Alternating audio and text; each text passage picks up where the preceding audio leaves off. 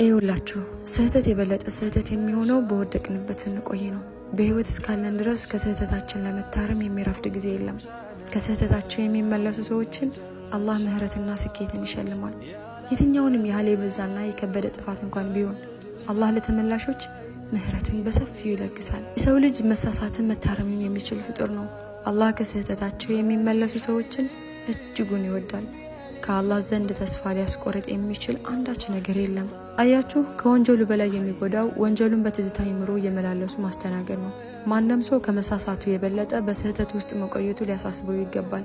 የአላህ መልእክተኛ ረሱል አለይሂ ሰላቱ ወሰላም እንዲህ ብለውናል፣ ወንጀል የማትፈጽሙ ቢሆን ኑሮ አላህ እናንተን አስወግዶ ወንጀል ሰርተው ምህረትን የሚጠይቁትንና የሚመራቸውን ሰዎች ባመጣ ነበር። አስባችሁታል? አላህ በባሪያው ተውበት ከዚህ ሰው ደስታ ይበልጥ ይደሰታል።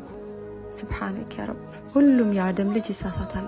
ከሁሉም የሚበልጡት ከስህተታቸው የሚመለሱት ናቸው።